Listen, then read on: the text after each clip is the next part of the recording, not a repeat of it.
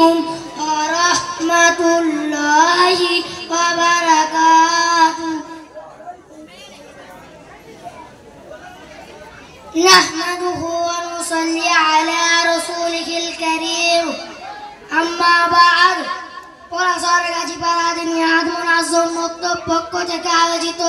মসজিদ প্রাঙ্গণে উপস্থিত সম্মানীয় অতিথিগণ, আমার সামনে উপস্থিত বাংলার বিভিন্ন প্রান্ত থেকে আগত আমার দিনী ভাইরা, সকলকে জানাই আন্তরিক সালাম ও শুভেচ্ছা।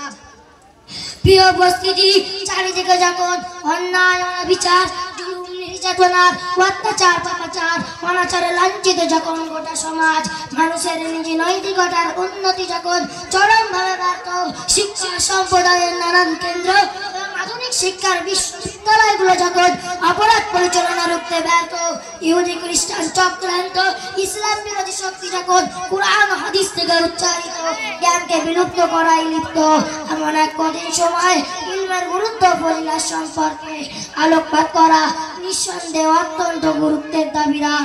তাই এই সম্পর্কে কিঞ্চিত আলোচনা করার প্রয়াস করব ইনশাআল্লাহ। সম্মানীয় উপস্থিতি, আল্লাহ তাআলা মানব জাতিকে সৃষ্টি করেছেন এবং তার ইবাদতের জন্য এবং গরিব ইবাদত থেকে দূরে থাকার জন্য। তাই মানব জাতির জন্য আবশ্যক হলো আল্লাহ তাআলার ইবাদত করা এবং আল্লাহ তাআলার একত্ববাদ ও একনিষ্ঠ স্বীকার করা। এই আবশ্যকীয় প্রয়োজন পূরণ করার জন্য প্রত্যেকের দিনই শিক্ষা করা প্রয়োজন, কেননা একমাত্র এই শিক্ষার মাধ্যমে হক ও বাতিলের মধ্যে পার্থক্য হতে পারবে।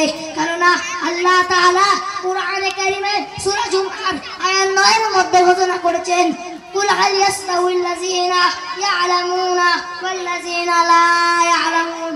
অর্থাৎ জ্ঞানীয়জ্ঞ কোনো সময় এক হতে পারে না। সম্মানীয় শ্রোতামণ্ডলী, উপরোক্ত আয়াতের মাধ্যমে আল্লাহ তাআলা ইলমওয়ালা ও অজ্ঞদের মধ্যে পার্থক্য করেছেন, পাশাপাশি ইলমওয়ালার মর্যাদাও পরিষ্কার করেছেন। সুতরাং বিশ্বনবী জগৎগুরু জনাবে মুহাম্মদুর রাসূলুল্লাহ সাল্লাল্লাহু আলাইহি ওয়াসাল্লাম তিরমিজি শরীফের 2091 নম্বর হাদিসে ইরশাদ করেছেন, তাআল্লামুল কুরআন ওয়াল ফারাইজ ওয়া আল্লিমুন নাসা ফাইহি মাগবুদ। অর্থাৎ তোমরা কোরআনে কারীম ও ইলমে ফারাইজ শিক্ষা করো, কারণ আমাকে উঠিয়ে নেওয়া হবে, আমি তোমাদের মধ্যে চিরকাল থাকবো না। সম্মানীয় উপস্থিতি, গুরুত্ব ফজিলত সম্পর্কে হাদিসের ভান্ডার আমাদের কাছে আছে।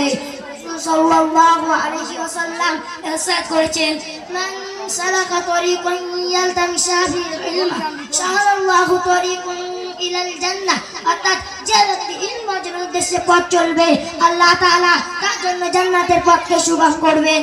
হযরত মুআয বিন জাবাল রাদিয়াল্লাহু তাআলা আনহু ইলমের উপকার এমন ভাবে বর্ণনা করেছেন, ইলম শেখা ইবাদত, ইলমের আলোচনা করা তাসবিহ করার ন্যায়, ইলম অন্বেষণ করা জিহাদ, অজ্ঞদের শেখানো সাদকা, ইলম অজ্ঞদের শেখানো আল্লাহর নৈকট্য লাভের মাধ্যম, ইলম হালাল ও হারামের মধ্যে পার্থক্য করে, হক ও বাতিলের মধ্যে ব্যবধান তৈরি করে, জান্নাতের রাস্তার জন্য রাসূল, নিজনের বন্ধু, বিদেশের সাথী, শত্রুদের মোকাবেলায় হাতিয়ার এবং অজ্ঞদের মোকাবেলায় নিরাপত্তা দেয়। ইলম মানুষের আচার ব্যবহারকে উত্তম করে, মানুষের সম্মান বৃদ্ধি করে। ইলম অর্জনকারীদের জন্য আসমানে ফেরেশতা, জমিনে পশু পাখি এবং পানিতে মাছ দোয়া করে। কিন্তু বড় পরিতাপের বিষয় যে আমরা নিজেও দিন ইলম শেখার জন্য প্রস্তুত নই এবং আমাদের ভবিষ্যৎ প্রজন্মদেরও দিন শেখানোর জন্য প্রস্তুত নয়। আমরা তাদের এমন এক শিক্ষার দিকে ঠেলা দিচ্ছি যেটা শিখে তোমার পার্থিব জীবনে লাভবান, আখিরাতে এর কোনো উপকার হবে না। যেটা শিখেছে হালাল ও হারামের মধ্যে পার্থক্য করতে পারবে না, পিতামাতার হক ও অধিকার শিখবে না, ওদের আদব ও সম্মান শিখবে না, শিখবে কেবল জ্ঞান এবং তৈরি হলো টাকা ছাপানোর মেশিন।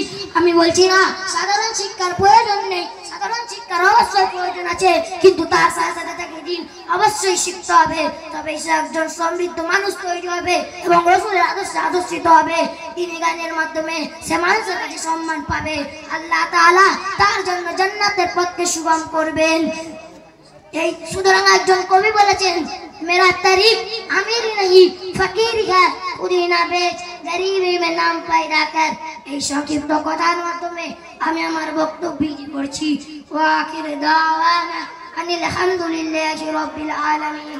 আসসালামু আলাইকুম ওয়া রাহমাতুল্লাহি ওয়া বারাকাতুহু।